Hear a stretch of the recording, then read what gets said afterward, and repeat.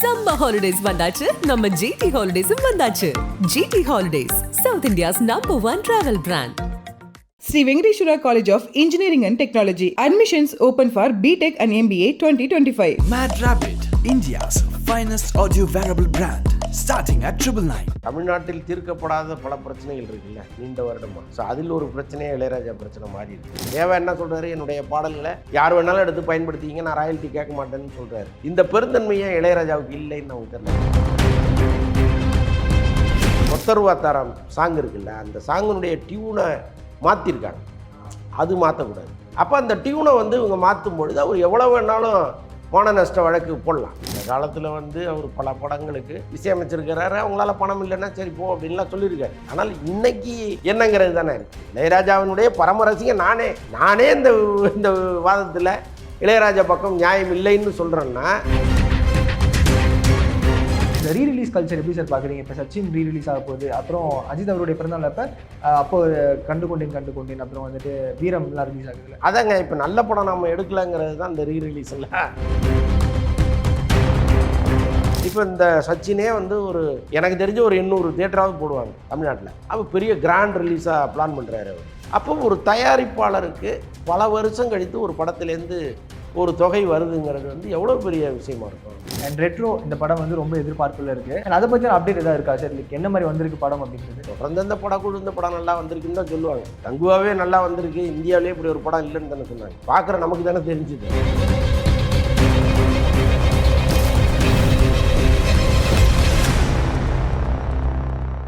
Good bad ugly வெற்றிகரமாக திரையரங்களில் போயிட்டு இருக்க சமயத்தில் இளையராஜா அவர்கள் ஒரு நோட்டீஸ் விடுறாரு, என்னோட பாட்டை அனுமதியின்றி பயன்படுத்திருக்கீங்க, அதுக்கு நஷ்டீடு கொடுக்கணும் அப்படின்ற மாதிரி சொல்லியிருக்காரு. இது எப்படி சார், ஒரு பெரிய படம் பெரிய பேனர்னும் போது சின்ன சின்ன மிஸ்டேக்ஸ் பண்ணுவாங்களா? இல்லை அப்படி கிடையாதுங்க. தமிழ்நாட்டில் தீர்க்கப்படாத பல பிரச்சனைகள் இருக்குல்ல நீண்ட வருடமாக. ஸோ அதில் ஒரு பிரச்சனையே இளையராஜா பிரச்சனை மாறி இருக்குது. இது தீர்க்கவே முடியாதுங்கிற அளவுக்கு இருக்குது. ஆக்சுவலாக படக்குழு இன்னும் ஒரு முறையான விளக்கம் கொடுக்கல. ஆனால் இளையராஜா பாடல்களை இவ்வளவு டேரிங்காக பயன்படுத்துகிறாங்க அப்படின்னா பர்மிஷன் வாங்காமல் பயன்படுத்த மாட்டாங்க. அப்போ பர்மிஷன் யார்கிட்ட வாங்கினாங்கங்கிற ஒரு கேள்வி இருக்குல்ல. ஆக்சுவலாக இளையராஜா சில நிறுவனங்களுக்கு அவருடைய பாடல்களை வெளியிடுகிற உரிமையை கொடுத்துருக்காரு. இப்போ கோர்ட்டில் என்ன வழக்கு அப்படின்னா, அவர்களுக்கு அந்த உரிமை கிடையாதுன்னு ஒரு சொல்கிறாருன்னு, நாங்கள் வாங்கிட்டோம், இத்தனை வருஷத்துக்கு நாங்கள் வாங்கியிருக்கோம், எங்களுக்கு அந்த உரிமை இருக்குதுன்னு இந்த பட நிறுவனங்கள் சொல்லுது. இதற்கு இன்னும் தீர்ப்பு வரல. இது ஒரு பக்கம் பிரச்சனை போயிட்டே இருக்குது. இப்போ மஞ்சுமல் பாய்ஸ் விஷயத்தை எடுத்துப்போமே, இப்போ அதில் இளையராஜாவுடைய பாடலை பயன்படுத்தினாங்க. அந்த பட நிறுவனம் ஏற்கனவே இளையராஜா பாட்டை யார் வாங்கினாங்களோ அவங்கள்ட்டேருந்து முறையான அனுமதி பெற்று அந்த பாடலை படத்தில் பயன்படுத்திட்டாங்க. அதுதான் ரைட்டு. சட்டப்படி நீங்கள் போனீங்கன்னா அதுதான் சரி. நாங்கள் இளையராஜாட்ட கேட்க வேண்டிய அவசியம் இல்லை அப்படிங்கிறது தான் அவங்க வாதம். இப்போ ஆக்சுவலாக என்னென்னா, இப்போ நாம் ஒரு வீடு வச்சுருக்கோம், அந்த வீட்டை ஒருத்தர்கிட்ட விற்றுடுறோம். விற்ற பிறகு வாங்கினவர் அதை வாடகைக்கு விடுறாருன்னு வைங்களேன், அந்த வாடகையில் எனக்கு பங்கு வேணும்னு நான் போய் நின்னா சரியாக இருக்குமா? இதுதான் இந்த விஷயத்தில் நடக்குது. ஆனால் உச்சநீதிமன்றம் சொன்னதா அவங்க லாயர் என்ன சொல்கிறாரு அப்படின்னா, மாரல் உரிமை இளையராஜாவுக்கு இருக்குது இந்த பாடல்களில் அப்படின்னு உச்சநீதிமன்றம் சொன்னதாக சொல்கிறாரு. பட் நமக்கு தெரியல மாரல் உரிமைன்னா அது புரியவே இல்லை நமக்கு. உருவாக்குனவருக்கு தான் சொந்தம் அப்படின்ற மாதிரியா சார்? இல்லைங்க, அப்புறம் எதுக்கு நீங்கள் விற்கிறீங்க? அதை இப்போ ஒருத்தர்கிட்ட விற்றுட்டிங்கன்னா அது அவருக்கு தானே எல்லா உரிமையும் அவருக்குன்னு சொல்லி தானே விற்கிறீங்க. அப்போ வாங்கினவர் யாரெல்லாம் அவங்கள்ட்ட இதை பயன்படுத்திக்கிறதுக்கு எங்களுக்கு அனுமதி கொடுங்கன்னு கேட்குறாங்களோ கொடுக்கறது இயல்பு தானே. ஸோ இப்போ அவங்க ஒரு தொகையை வாங்கிட்டு கொடுத்துட்றாங்க. இப்போ இந்த படத்தில் 3 பாடல்களை பயன்படுத்தியிருக்காங்க. 3 பாடல்களுக்குமான தொகையை கொடுத்துட்டு தான் அவங்க வாங்கியிருப்பாங்க. ஏன்னா இளையராஜா பாடலை பயன்படுத்தினால் என்னென்ன பிரச்சனைகள் வரும்னு அவங்களுக்கும் தெரியாதா என்ன? ஏன்னா இதே திரையுலகத்தில் தொடர்ந்து படம் பண்ணுறவங்க ஆதிக்க ரவிச்சந்திரன் தொடர்ந்து பேப்பர் பார்ப்பார்ல. அப்போ இளையராஜா பாடல்களே அவர் அனுமதி இல்லாமல் பயன்படுத்தினா நிச்சயமாக நம்ம கோர்ட்டுக்கு போகணுங்கிறது அவர் தெரியாதா என்ன? அப்போ அனுமதி வாங்கிட்டு தான் அதை பண்ணியிருப்பாங்க. அவங்க விளக்கம் கொடுக்குறாங்களோ இல்லையோ, நான் யூகத்தின் அடிப்படையில் சொல்கிறேன். இந்த திரையுலகத்தில் இருக்கிற ஒவ்வொரு நடவடிக்கையும் தெரிந்தவர்கள் அதை செஞ்சுட்டு தான் அந்த பாடலை பயன்படுத்தியிருப்பாங்க.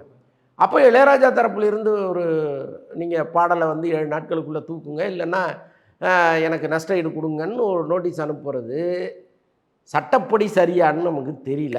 அது ரொம்ப வருத்தமாக இருக்குது. ஏன்னா இளையராஜா இல்லாமல் நம் பொழுது கிடையாது. நான் இளையராஜாவினுடைய தீவிரமான ரசிகன். இளையராஜாவினுடைய எல்லா பாடல்களையும் தினந்தோறும் விழுந்து கேட்குறவன். ஆனாலும் இங்கே நியாயம் தர்மம்னு ஒன்று இருக்குது. அது ரொம்ப கேட்கும்போது ரொம்ப சங்கடமாக இருக்குது. இப்போ அந்த பட நிறுவனம் என்ன சொல்ல போகிறாங்கன்னு நமக்கு தெரியல. அண்ட் இன்னொன்று சார், இப்போ அவ்வளோ பெரிய லெஜெண்ட் அப்படின்னும் போது ஒரு நோட்டீஸ் மூலியமாக போகாமல் ஒரு ஃபோன் கால்லேயே முடிக்க வேண்டிய ஒரு விஷயம் தானே சார். சிம்பிளாக என்னப்பா ஏது அப்படின்னு சொல்லி முடிக்காமல் ஒரு நோட்டீஸ் போட்டு ஒரு அஃபிஷியலாக கேரி பண்ணுறதுக்கான காரணம் என்ன சார்? இல்லைங்க, இப்போ இளையராஜா தரப்பு எதிர்பார்ப்பது என்னென்னா, இப்போ பட நிறுவனத்துக்கு ஒரு தொகையை கொடுத்து வாங்கிட்டு, அதாவது இந்த இவர் யார்கிட்ட அந்த உரிமையை கொடுத்துருக்கிறாரோ அந்த நிறுவனத்திட்ட ஒரு தொகையை கொடுத்து நீ வாங்கிக்க, அது இல்லாமல் எனக்கு ஒரு தொகையை கொடு, அது நீ பாட்டை பயன்படுத்துறதுக்கு முன்னாடியே என் லீகல் டீமை தொடர்பு கொண்டு, சார் இது மாதிரி வந்து நாங்கள் படத்தில் இருக்கிற பாடல்களை பயன்படுத்த போகிறோம், உங்கள் பாடல்களில் ஒரு 3 பயன்படுத்த போகிறோம், ஏற்கனவே இந்த நிறுவனத்திட்ட அனுமதி வாங்கிட்டோம், உங்களுக்கு எவ்வளோ வேணும்னு கேளுங்கிற ஒரு வழக்கத்தை உருவாக்குவதற்கான ஒரு வேலை நடக்குதோன்னு எனக்கு தோணுது. பட்டு இதே நேரத்தில் தேவாவை நம்ம பார்க்க வேண்டியதாக இருக்குது. தேவா என்ன சொல்கிறாரு, என்னுடைய பாடல்களை யார் வேணாலும் எடுத்து பயன்படுத்திங்க, நான் ராயல்ட்டி கேட்க மாட்டேன்னு சொல்கிறாரு. இந்த பெருந்தன்மையை இளையராஜாவுக்கு இல்லைன்னு நமக்கு தெரியல. தேவாவும் ஒரு சிறந்த ஆன்மீகவாதி, இளையராஜாவும் ஆன்மீகவாதி. ஆன்மீகத்தை பேசுகிறவர்களுக்குள்ள இப்படி ஒரு ஆசையா என்னங்கிறது ரொம்ப வருத்தமான ஒரு செயலாக இருக்குது. எல்லாத்தையும் தாண்டி ஐபிஆர்எஸ்னு ஒரு அமைப்பு இருக்குது.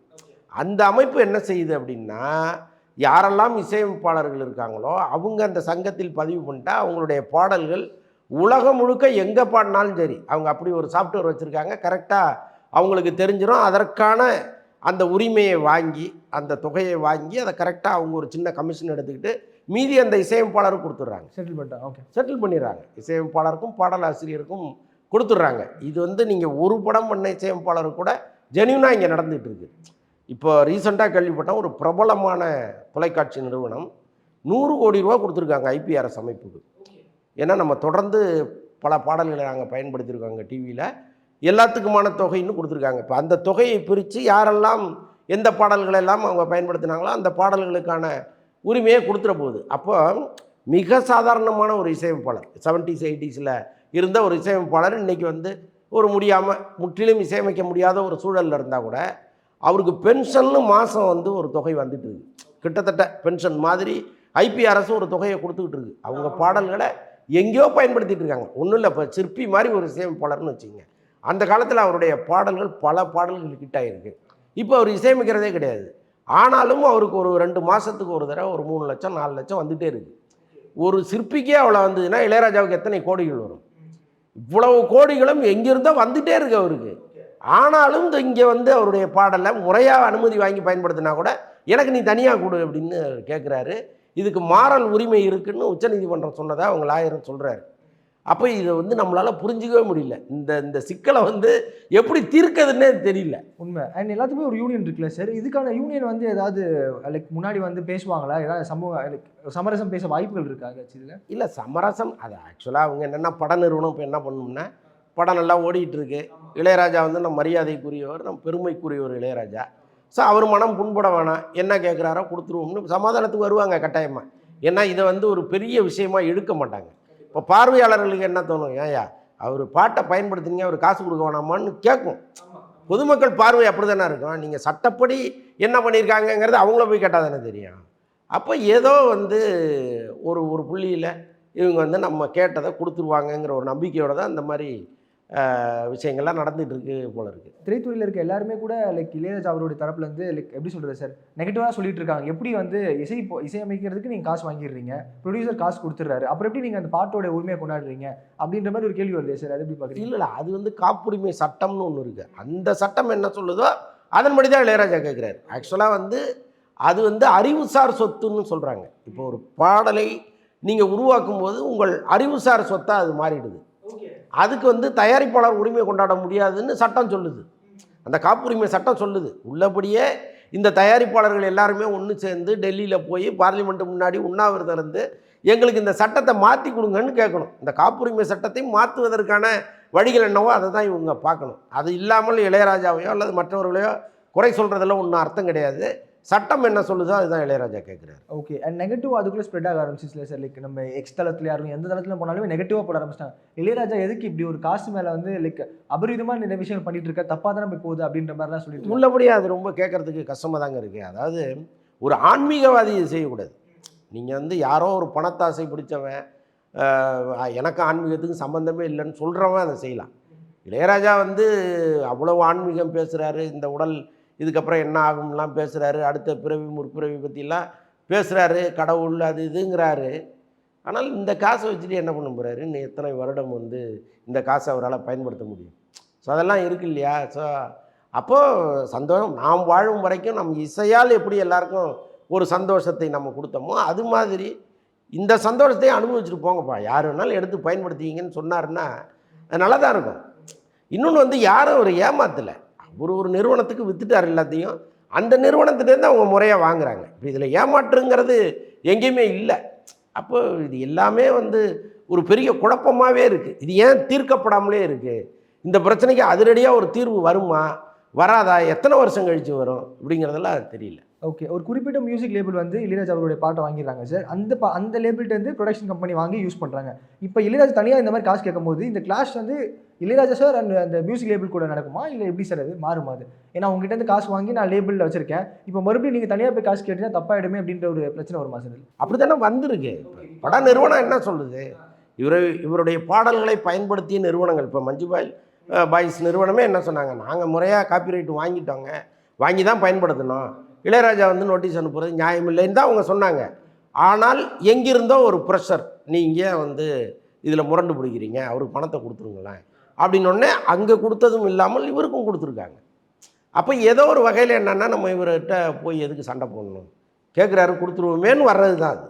இப்போ சட்ட ரீதியாக அவங்களும் மறுபடியும் ஒரு கேஸை போட்டு அது போச்சுன்னு வச்சிங்களேன், ஒரு 10 வருஷம் கேஸ் போகும். நீங்கள் 10 வருஷம் தீர்ப்பு வரும்போது என்ன நடக்கும்னு யாருக்குமே தெரியாது. ஸோ அப்போ யாருமே வந்து அந்த மாதிரி ஒரு முரணுக்குள்ளே போகிறதில்ல. சரி கேட்குறாரு கொடுத்துட்டு போங்களேன் அப்படின்னு போயிடுறாங்க. Okay sir. அண்ட் இன்னொரு பக்கம் எப்படின்னா, லைக் அவரோட நெகட்டிவ் சைடெலாம் இப்போ பார்த்துட்டு இருக்காங்க. நிறைய பேர் அவரோட பாசிட்டிவ் சைட் பற்றி தெரியாமல் பேசிகிட்டு இருக்காங்களோன்னு இருக்குது. நிறைய படங்களுக்கு காசே வாங்காமல் மியூசிக் போட்டிருக்காரு. டெபியூ டேரக்டர்ஸ்க்கு வந்து லைஃப் தானே எடுத்துக்கோ பண்ணு அப்படின்ற மாதிரி நிறைய பாசிட்டிவாக பண்ணியிருக்காரு. அதை பற்றி தெரியாமல் இப்போ அதை பேசுகிறது ரொம்ப தவறாக தானே சார் போய் முடியுது? இல்லைங்க, அதுவும் பண்ணியிருக்காரு. அந்த காலத்தில் வந்து அவர் பல படங்களுக்கு இசையமைச்சிருக்கிறாரு, அவங்களால பணம் இல்லைன்னா சரி போ அப்படின்லாம் சொல்லியிருக்காரு. அதையும் வந்து நம்ம மறுப்பதற்கு இல்லை. ஆனால் இன்னைக்கு என்னங்கிறது தானே இருக்குது. இப்போ இளையராஜாவினுடைய பரம ரசிகன் நானே இந்த வாதத்தில் இளையராஜா பக்கம் நியாயம் இல்லைன்னு சொல்கிறேன்னா அதையெல்லாம் தாண்டி தானே பேசுகிறோம். அண்ட் இந்த நியூஸ் கேட்கும் உங்களுக்கு எப்படி சார் இருந்துச்சு? லைக் பர்சனலாக என்ன யோசிச்சுங்க, என்னன்னா இது படம் நல்லா போயிட்டு இருக்க சமயத்தில் எப்படி ஒரு வெடிகுண்டு மாதிரி போடுறாங்களே அப்படின்ற மாதிரி? இல்லை, அது எதிர்பார்த்தது தானே. இப்போ இளையராஜா பாடல் ஓடும் பொழுதே நாங்கள் உட்காந்து பேசிகிட்டு இருந்தோம், ஏன்னா அது பாம்பு புத்துக்குள்ளே கையை விட்டாங்களே அப்படின்னு பேசிகிட்டு இருந்தோம். நிச்சயமாக அவர் நோட்டீஸ் அனுப்புவாருங்கிறது நமக்கும் தெரியும். ஸோ அதனால் அது எதிர்பார்த்தது தான், நமக்கு ஒரு பெரிய ஷாக் இல்லை. ஒருவேளை பட நிறுவனத்துக்கு இருக்கலாம், நம்ம முறையாக வாங்கிட்டோம் எதுக்கு ஒரு நோட்டீஸ் அனுப்புகிறாருன்னு அவங்க வேணால் ஃபீல் பண்ணலாம். ஓகே. அண்ட் நீங்கள் பார்த்த வரைக்குமே வந்து லைக் இந்த படத்தில் வந்து லைக் இப்படி ஒரு சீன் கிரியேட் பண்ணுமா சார்? நெகட்டிவாக கூட பப்ளிசிட்டி மாதிரி தெரியுதா இது? அப்படிலாம் வாய்ப்பு இல்லை சார்? எப்படி இருந்தாலும் படத்துக்கு பப்ளிசிட்டி தாங்க. இப்போ குட் பேட் அக்லிங்கிற ஒரு படம் வந்து எல்லாருக்குமே, அஜித் படங்கும்போது எல்லாருக்குமே தெரியும், அதை நீங்கள் கொண்டு போய் மக்கள்கிட்ட கஷ்டப்பட்டு சேர்க்கணுங்கிற அவசியம்லாம் இல்லை, அது பார்த்துட்டு இருக்காங்க. இன்னொரு பக்கம் இளையராஜா திடீர்னு ஒரு பூமை கிளப்பும்போது அடடா இப்படி ஒரு பாட்டு ஒன்று இருக்கா படத்தில், போய் பார்ப்போம் அப்படின்ட்டு போகிறாங்க. ஆனால் இந்த இடத்துல இன்னொரு தவறை பட நிறுவனம் பண்ணியிருக்கு, முக்கியமாக ஆதிக்க ரவிச்சந்திரன் பண்ணியிருக்காரு. அதை வந்து அந்த தவறை வந்து நம்ம நியாயப்படுத்தவே முடியாது. இளையராஜாவினுடைய அந்த ஒத்தருவாத்தாரம் சாங் இருக்குல்ல, அந்த சாங்கினுடைய டியூனை மாற்றிருக்காங்க, அது மாற்றக்கூடாது. நீங்கள் அவர் கொடுத்த டியூனை நீங்கள் அப்படியே பயன்படுத்துவதற்கான உரிமை இருக்க தவிர அதை மாற்றுவதற்கான உரிமை யாருக்குமே கிடையாது. அப்போ அந்த டியூனை வந்து இவங்க மாற்றும் பொழுது அவர் எவ்வளோ வேணாலும் மான நஷ்ட வழக்கு போடலாம், அதுக்கு அவருக்கு எல்லா உரிமையும் இருக்குது. அவங்க ஒரு 10 கோடி கேட்டால் கூட அவங்க போராடி வந்து தான் ஆகணும். அதை மாற்றுற உரிமை யாருக்குமே கிடையாது. அதை வந்து தெரியாதனமாக அவங்க மாற்றிட்டாங்க, அது ஒரு பெரிய தவறு. ஓகே. அண்ட் இளையராஜா மாதிரி வேற யாராவது வந்து இந்த மாதிரி நஷ்டீடு கேட்டிருக்காங்களா சார் முன்னாடி? இது மாதிரி காப்பிரைட் எனக்கு தெரிஞ்சு யாருமே கிடையாது. இவர் தான் முன்னாடி. ஆமாம்மா, இது எப்போவுமே இளையராஜா மட்டும்தான் இந்த பிரச்சனையில் வராரே தவிர எனக்கு தெரிஞ்சு யாருமே கிடையாது. எல்லாருமே வந்து ஒரு நிறுவனத்திட்ட கொடுத்துருவாங்க, சோனி மாதிரி இந்த மாதிரி ஏதோ ஒரு நிறுவனத்திட்ட கொடுத்துருவாங்க. அவங்க வந்து எல்லா உரிமைகளும் அவங்களுக்கு இருக்குது. அவங்க இந்த ரீமிக்ஸ் பண்ணணுன்னு கேட்டால் கூட அவங்க கொடுத்துப்பாங்க. ஸோ இதெல்லாம் அவங்களுக்கும் அந்த பட நிறுவனத்துக்கும் இந்த பாடலை வாங்கின நிறுவனத்துக்குமான அக்ரிமெண்ட்டு. பட் இசையமைப்பாளர் வந்து அங்கே வந்து தலையிட்டு எனக்கு பணம் கொடுன்னு கேட்டது இளையராஜா மட்டும்தான், வேறு யாரும் கேட்டு எனக்கு ஞாபகம் இல்லை. Okay. And good bad ugly 5 நாட்களில் வந்து 100 கோடிக்கு மேலே வசூல் சாதனை பண்ணியிருக்கு அப்படின்ற மாதிரி சொல்கிறாங்க. அண்ட் ஏகே அவருடைய கரியரில் மிகப்பெரிய ஒரு லைக் மைல் ஸ்டோன் சொல்கிறாங்க. இது எப்படி சார் 100 கோடி மேலே போகுமா, போயிட்டே இருக்குமா? அப்போது இப்போ நீங்கள் மே 1 வரைக்கும் விடுமுறை நாட்கள், இன்னொன்று மே 1 தான் புதுப்படம் வருது, ரெட்ரோ வருது. ஸோ அது வரைக்கும் இந்த படம் வந்து ஓடுறதுக்கு வாய்ப்பு இருக்குது. இன்னொன்று வந்து நகர்ப்புறங்களில் ஓடுது, கொஞ்சம் கீழே இன்டீரியரில் பெருசாக இல்லை. இந்த படத்துக்கு வந்து ஒரு பெரிய விவாதம் ஒன்று இருக்குது. இது படமே கிடையாதுன்னு ஒரு பக்கமும், ஏன் இந்த படத்துக்கு என்ன குறைன்னு இன்னொரு பக்கமும் நடந்துகிட்டே இருக்குது. ரசிகர்கள் வந்து தொடர்ந்து இந்த படத்தை கொண்டாடிக்கிட்டே இருக்காங்க. அது இல்லாமல் பொதுமக்கள் வந்து உள்ளே வருவாங்களாங்கிற ஒரு கேள்வி இருந்தது. மெல்ல மெல்ல அவங்களும் உள்ளே வர ஆரம்பிச்சிருக்காங்க. வந்துட்டு வெளியில் வந்து நல்லா தானே இருக்குது அப்படின்லாம் சொல்லிட்டு போகிறாங்க. இது வந்து கொஞ்சம் ஆச்சரியமாகவும் இருக்குது. ஏன்னா இது ரசிகர்கள் மட்டும்தான் பார்ப்பாங்கங்கிற கண்ணோட்டத்தை அது கொஞ்சம் மாற்றிருக்கு. பட்டு இது வந்து நகர்ப்புறங்களை தாண்டி மப்சல்லையும் ஒரு பெரிய கூட்டம் தொடர்ந்து இருந்ததுன்னா இதோடைய கலெக்ஷனுங்கிறதே வேறையாக இருக்கும். அண்ட் ஹைதராபாடோட ப்ரெஸ் ரிலீஸ் அப்போ வந்து லைக் டேரக்டர் ராஜிக் அவர் பேசியிருப்பாரு, அவ்வளோதான் வெற்றியை மண்டைக்கு ஏற்றிக்காதீங்க அப்படின்னு அஜித் சார் சொன்னார். அடுத்தது நோக்கி போங்க அப்படின்ற மாதிரி சொல்லியிருக்காரு. அப்போ அடுத்தது நோக்கினா 2 பேர் சேர்ந்து இன்னொரு படம் பண்ண வாய்ப்பு இருக்குமா சார்? கட்டாயமாக இருக்கும். ஏன்னா இப்போ இந்த படம் வந்து பெரிய கொண்டாட்டத்தை உருவாக்கிருச்சு அஜித் ரசிகர்கள். வெளியில் வந்து எனக்கு தெரிஞ்சு இதே டைரக்டரை ரிப்பீட் பண்ணுங்கன்னு சொன்னது இந்த படத்துக்கு தான். படம் பார்ப்பாங்க, நல்லா இருக்குன்ட்டு போயிட்டே இருப்பாங்க. இந்த டைரக்டருக்கு இன்னொரு படம் கொடுங்கன்னு யாரும் சொல்ல மாட்டாங்க. அந்த அளவுக்கு போயிட்டாங்க ரசிகர்கள், இவருக்கு இன்னொரு படம் கொடுங்க அப்படிங்கிற அளவுக்கு போயிட்டாங்க. அப்போ இந்த அவங்களுடைய எண்ணத்தை அவர் மதிக்கணும். இன்னொன்று பல வருடங்கள் கழித்து இப்படி ஒரு கேலப்பான ஒரு மூமெண்ட்டை கொடுத்தவர் இவர் ஆதிக்கு. அப்போ அவருக்கு ஒரு படம் கொடுக்கணும்னு ஆட்டோமேட்டிக்காக அவருக்கு தோணும். ஸோ அதெல்லாம் நடக்கும்னு தான் நினைக்கிறேன். ஏன்னா நடுவில் ஒரு கதையும் கேட்டிருக்காரு அவர். இன்னொன்று சார், இப்போ நீங்கள் எல்லாமே சொல்கிறது வந்து சுட சுட மொமெண்ட்டு நடந்தால் ஓகே, பட் ஆனால் ஒரு ரேஸுக்கு போய் ஒரு 6 மாதம் கேப்க்கு அப்புறம் அகெயின் அந்த சூடு தணிஞ்சக்கப்புறம் ஒரு படத்தோட அனௌன்ஸ்மெண்ட் கொடுக்கும்போது அது வேலைக்கு ஆகுமா சார் அடுத்தடுத்த இதில்? இல்லை, நீங்கள் உடனுக்குடன் ஒரு படம் கொடுக்க முடியாது இல்லை. எப்படியும் ஒரு படத்துக்கு இன்னொரு படத்துக்கு ஒரு கேப்பு வரத்தானே செய்யும். ஸோ அதனால் வந்து எப்போ வந்தாலும் இந்த கூட்டணி வந்து பேசப்படும், அவ்வளோதான். அண்ட் ரெட்ரோ இந்த படம் வந்து ரொம்ப எதிர்பார்ப்பில் இருக்குது. அண்ட் சூர்யா அவருடைய கரியர்லேயே மிகப்பெரிய ஒரு லைக் எப்படி எக்ஸ்பெக்டட் மொமெண்ட்டாக இருக்குது. ஃபேன்ஸ் எல்லாமே முன்னைய படத்தோட இது வந்து நல்லா இருக்குமா அப்படின்னு கேட்குறாங்க. அண்ட் அதை பற்றி அப்டேட் எதாவது இருக்கா சார்? லைக் என்ன மாதிரி வந்திருக்கு படம் அப்படின்றது? அது தெரியலங்க. தொடர்ந்து இந்த படக்குழு இந்த படம் நல்லா வந்திருக்குன்னு தான் சொல்லுவாங்க. கங்குவாவே நல்லா வந்திருக்கு, இந்தியாவிலே இப்படி ஒரு படம் இல்லைன்னு தானே சொன்னாங்க. பார்க்குற நமக்கு தானே தெரிஞ்சுது. ஸோ அப்போ எல்லாரும் அவங்க படத்தை ஆஹா ஓஹோ சூப்பர்னு தான் சொல்லுவாங்க. அது படம் பார்த்து தான் நம்ம முடிவு பண்ணணும். பட் இந்த படத்தை பொறுத்தளவுக்கு சூர்யாவுக்கு ஒரு அழுத்தம் இருக்குது. ஏன்னா தொடர்ந்து தோல்விகளாக கொடுத்துக்கிட்டு இருக்கோம். நம்ம இந்த படத்தையாவது வெற்றி படமாக கொடுத்து நம்ம ரசிகர்களை கொஞ்சம் காப்பாற்றணுங்கிற எண்ணம் அவருக்கும் இருக்கும்ல. ஸோ அதனால் கட்டாயமாக இந்த படத்தினுடைய கதையெல்லாம் கேட்டு கொஞ்சம் அவருக்கு பிடித்த மாதிரி தான், அவருக்கு பிடிச்ச மாதிரி இருக்கிறத விட ரசிகர்களுக்கு பிடிச்ச மாதிரி இருக்கணும். ஸோ அப்படி ஏதாவது பண்ணியிருப்பாங்க. இன்னொன்று கார்த்திக் சுப்புராஜை பொறுத்தளவுக்கு ஒரு மினிமம் கேரண்டி டைரக்டர். படம் ஒரேடியாக குப்பைன்னு சொல்ல முடியாது, பெரிய அளவு கிட்டெல்லாம் பார்த்துருக்காரு. பட் ஒரேடியாக மோசம்னு ஒரு படங்கள் இருந்ததே கிடையாது. அண்ட் சூர்யா அவர்கள் கூட இப்போ ஃபேன்ஸ் எல்லாம் மீட் பண்ணிட்டு வருஷத்துக்கு நான் 2 படம் கொடுப்பேன் அப்படின்ற மாதிரிலாம் ரொம்ப ஆணித்தரமாக சொல்லிட்டு இருக்காரு. அவர் முடிவு பண்ணுறாரு சார் இனிமேல் நம்ம கொடுக்கறது இடத்த ஃபில் பண்ணணும் அப்படின்ற மாதிரி ஏதாச்சும்? எல்லாருக்கும் அது இருக்குங்க. ஒவ்வொரு முறை தோல்வியை சந்திக்கும் போதும் ஒரு நடிகனுக்கு மனசு எப்படி இருக்கும்? பணம் கிடையாது, அதை தாண்டி வந்து அது ஒரு ப்ரெஸ்டீஜ் தானே. நம்ம படம் ஓடலையேங்கிறது வந்து எவ்வளோ பெரிய மன வருத்தத்தை கொடுக்கும். அப்போ நம்ம வந்து நம்ம ரசிகர்கள் முன்னாடி நிற்கும்போது கம்பீரமாக நிற்கணுங்கிற ஒரு அழுத்தம் இருந்துகிட்டே இருக்கும். சூர்யா வந்து கங்குவாவுக்கு முன்னாடி வரைக்கும் அவர் ரசிகர்களை மீட் பண்ணவே இல்லை. பல பேர் வந்து உங்களோட ஃபோட்டோ எடுத்துக்கணும் சார்னு தொடர்ந்து கேட்டுக்கிட்டே இருந்தாங்க. அங்கங்கே வந்து அவங்க அந்த தொடர்ந்து நற்பணிகள்லாம் பண்ணிகிட்டே இருப்பாங்க. அதெல்லாம் அவர் காதுக்கு போகும். இப்போ அவங்களுக்கு என்ன உற்சாகம், அவரோட நின்று ஒரு ஃபோட்டோ எடுத்துகிட்டு கை குலுக்கிட்டு போகிறது தானே.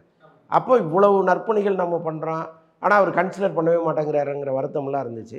அப்போ சூர்யா தரப்பில் வந்து பேசும்பொழுது ரசிகர்களை மீட் பண்ணும்போது அவங்க கேட்குற கேள்விக்கு நம்ம பதில் சொல்லணும்ல. அப்போ அந்த மாதிரி படம் நம்ம எங்கே கொடுத்துருக்கோம்? கொடுக்கலையா? அண்மை காலமாக வெற்றியே கொடுக்கலையா? அவங்கள எப்படி நான் பார்க்குறதுலாம் சூர்யா சொல்லியிருக்காரு. அதுக்கப்புறம் கங்குவா மேலே ஒரு நம்பிக்கை வந்த பிறகு தான் அவங்கள மீட் பண்ணார். அப்போ கங்குவாவுக்கு முன்னாடி கங்குவா பெரிய டிசாஸ்டர்னோடனே மீண்டும் அவருக்கு ஒரு பெரிய அழுத்தம் வந்துருச்சு. பட் இந்த படம் ஏதோ ஒரு நம்பிக்கையை கொடுத்துருக்குன்னு நினைக்கிறேன். அதனால தான் எல்லாரையும் வர சொல்லி பார்த்துருக்கேன். இந்த ரீரிலீஸ் கல்ச்சர் எப்படி சார் பார்க்குறீங்க? இப்போ சச்சின் ரீரிலீஸ் ஆக போகுது, அப்புறம் அஜித் அவருடைய பிறந்தநாள் அப்போ ஒரு கண்டு கொண்டேன், அப்புறம் வந்துட்டு வீரம்லாம் ரிலீஸ் ஆகுதுல்ல. அதாங்க இப்போ நல்ல படம் நம்ம எடுக்கலாங்கிறது தான் இந்த ரீரிலீஸ் எல்லாம் சொல்லிகிட்டே இருக்குது. இப்போ இளையராஜா பாடல்களை எதுக்கு வந்து பயன்படுத்துகிறாங்க படத்தில்? இப்போ நீங்கள் போடுற பாடல்கள் சரியில்லைங்கிறதுனால தானே. ஜிவிபிரகாஷ் நல்லா போட்டிருக்காரு, அது வேறு. பட் பொதுவாக நான் சொல்கிறேன், இப்போ வர்ற பாடல்களில் அந்த தரம் இல்லைங்கிறதுனால தானே ஒரு இளையராஜாவையோ ஒரு தேவாவையோ எடுத்துகிட்டு வந்து பயன்படுத்துகிறாங்க. அப்போ அப்படி தானே இருக்குது, பாடல்கள் அப்படி தானே இருக்குது. அண்ட் இது ஆரம்பிச்சு விட்டது லோகேஷ் அவர்களுடைய படத்தில் தான் சார். அதை ஆரம்பிச்சு விட்டு எல்லாருமே டெம்ப்ளேட்டாக நூல் பிடிச்ச மாதிரி பின்னாடியே வந்து அது மாதிரி ஃபார்மேட்டை ட்ரை பண்ணுறது. இல்லை, பழைய பாடல்களை எடுத்து கையாள்வதில் ஒன்றும் தப்பு கிடையாது. இப்போ ரீரிலீஸ் பற்றி கேட்டிங்க, அது வந்து உள்ளபடியே நல்ல விஷயமா இருக்குது. ஏன்னா என்றைக்கோ இந்த படத்தை ரிலீஸ் பண்ணும்பொழுது இன்றைக்கி இருக்கிற அளவுக்கு அன்றைக்கி பெருசாக டிக்கெட் விலை கிடையாது, பெரிய அளவு கூட்டம் வந்து ஒரு பெரிய கலெக்ஷன்லாம் அன்றைக்கி வந்து கொடுத்தது கிடையாது. பட் இன்றைக்கி வந்து ஒரு 700 ஸ்க்ரீன் 800 ஸ்க்ரீன் அசால்ட்டாக போடுற அளவுக்கு சூழ்நிலை இருக்குது. அன்றைக்கெல்லாம் அப்படி கிடையாது. 60 பிரிண்ட்டு 70 பிரிண்ட்டு போடுவாங்க. அதிகபட்சம் போனீங்கன்னா ஒரு 100 பிரிண்ட்டு போடுவாங்க. அப்போ அது ஓடி ஓடி உங்களுக்கு கலெக்ஷனை கொண்டு வந்து கொடுக்கணும். இப்போல்லாம் 3 நாளில் ஒரு பெரிய அளவு கையில் பணத்தை பார்த்துடலாம். இப்போ இந்த சச்சினே வந்து ஒரு எனக்கு தெரிஞ்ச ஒரு 800 தியேட்டராவது போடுவாங்க தமிழ்நாட்டில். அப்போ பெரிய கிராண்ட் ரிலீஸாக பிளான் பண்ணுறாரு அவர். அப்போ ஒரு தயாரிப்பாளருக்கு பல வருஷம் கழித்து ஒரு படத்துலேருந்து ஒரு தொகை வருதுங்கிறது வந்து எவ்வளோ பெரிய விஷயமா இருக்கும். அவங்க இன்றைக்கி தானு சார் நல்லா இருக்காரா நல்லா இல்லையா அது வேறு, அது அவர்கிட்ட போய் கேட்டால் தெரியும். பட் எவ்வளவு தொகை வந்தாலும் இன்றைக்கி ஒரு தயாரிப்பாளருக்கு அவருடைய பழைய கடன்களை அடைப்பதற்கு அது ஒரு பெரிய விஷயமாக இருக்குது. அப்போ இந்த ரீரிலீஸ் வருவதும் அதை மக்கள் கொண்டாட்டமாக பார்க்குறதுங்கிறது ஒரு நல்ல விஷயந்தான். அண்ட் இப்போ ரீசெண்டாக வந்து லைக் சிவகார்த்திகேயன் வந்து பராசக்தி படத்துக்காக கேரளாவில் போய் ஷூட் பண்ணிட்டு இருக்காரு. அங்கே போய் அவரோட அந்த ஸ்டேட்டோட சிஎம் பார்த்தோன்னே ஒரு சலசலப்பு உருவாச்சு சார். என்ன எதுக்காக மீட் பண்ணாங்க, ஏன் மீட் பண்ணாங்க அப்படின்றது என்ன காரணம் சார் அது? இல்லை, சிவகார்த்திகேயனை பொறுத்தளவுக்கு வந்து ஒரு அரசியலை தாண்டிய ஒரு நபராக இருக்கார். எல்லார்ட்டையும் ஒரு நல்ல நட்பு நம்ம மெயின்டைன் பண்ணணும்னு நினைக்கிறார். ஸோ அதனால் போய் பார்த்துருக்கலாம். அதற்கு பின்னால் அரசியலை நம்ம ஃபிக்ஸ் பண்ணி பார்க்க வேண்டிய அவசியமே இல்லை. ஏன்னா அவர் வந்து இந்த பக்கம் நம்ம தமிழ்நாட்டை பொறுத்தளவு கூட ஒரு பக்கம் உதயநிதி ஸ்டாலினுக்கு அவர் சார்ந்தவர்களுக்கு படம் பண்ணிகிட்டு இருந்தால் கூட இன்னொரு பக்கம் வந்து எடப்பாடியை பார்க்கணுன்னு சொன்னால் கூட போய் பார்ப்பார். ஸோ அதனால் அதில் வந்து அவருக்கு வந்து அந்த கருத்துக்கள்லாம் கிடையவே கிடையாது. ஸோ அப்போ அதை நம்ம நியூட்ரலாக தான் பார்க்கணும். ஆனால் அதுக்கேற்ற மாதிரி இங்கேயும் லைக் நியூட்ரலாக தான் இருக்காருல்ல சார். அது எப்படி ஆரம்பமே ஒரு பக்கா ஸ்கெட்சோட அவர் மூவ் பண்ணிட்டு இருக்காரு ஒரு படம். இல்லைங்க, ஒரு மனுஷன் நியூட்ரலாக இருக்கிறது தப்பா? இவரை போய் ஏன் பார்த்தேன்னு கேட்கவே கூடாது. அது வந்து நம்முடைய அநாகரிகம். அது இப்போ மக்கள் வந்து ஒரு அரசியல் தலைவரை பார்த்தா உடனே அவர் அந்த கட்சியில் சேர போகிறாரு, இதுக்கும் அதுக்கும் ஒரு இது இருக்குது அப்படிங்கிற மாதிரி யோசிக்கிறாங்கல்ல, அது தப்புங்கிறேன். அவர் ஒரு தொழில் பண்ணிகிட்டு இருக்காரு, அவரை பார்க்கணுன்னு எல்லோரும் விரும்புவாங்க. இப்போ ஒன்றும் இல்லை, விஷால் வந்து நடிகர் சங்க தலைவராக இருந்தார், இப்பயும் இருக்கார். அப்போது இருக்கும்போது நடிகர் சங்க செயலாளர். அப்போது என்னாச்சுன்னா ஏடிஎம்கே ஆட்சி, இவர் கடம்பூர் ராஜுன்னு அவர் தான் வந்து திரைத்துறை அந்த அது சார்ந்த செய்தி மக்கள் தொடர்புத்துறை. இப்போ ஒரு இஷ்யூ சம்மந்தமாக போகிறார், ஒரு மனு கொடுக்கறதுக்காக போகிறாரு. போனால் கடம்பூர் ராஜா ஒரு ஃபேமிலியே கொண்டு வந்து உட்கார வச்சுருக்காராம் விஷாலோட ஃபோட்டோ எடுக்கிறதுக்கு. ஓகே, அவருடைய ஃபேமிலியெலாம் நின்று ஃபோட்டோ எடுத்துக்கிட்டு, இது வந்து ஒரு நடிகன் பக்கத்தில் நின்று ஃபோட்டோ எடுத்துக்கணுங்கிற ஆர்வம் எல்லாருக்குமே இருக்கும். அப்போது நம்ம வீட்டில் ஒரு சின்ன ஃபங்க்ஷன் இருக்குது, நீங்கள் வாங்க அப்படின்னு சிவகார்த்திகேயனை கூப்பிடும்போது அவர் போகிறார். இதை நம்ம தவறாகவே ஏன் பார்க்கணும்? அரசியல் அல்லாமல் அரசியல் கடந்து தானே அதை பார்க்கணும். சிறப்பு சார், உங்கள் நேரத்துக்கு ரொம்ப நன்றி. Thank you sir. நன்றி. சம்மர் ஹாலிடேஸ் வந்தாச்சு, நம்ம ஜிடி ஹாலிடேஸும் வந்தாச்சு. GT holidays, South India's #1 travel brand. Sri Venkateshwara College of Engineering and Technology. Admissions open for BTech and MBA 2025. Mad Rabbit, India's finest audio wearable brand, starting at 999.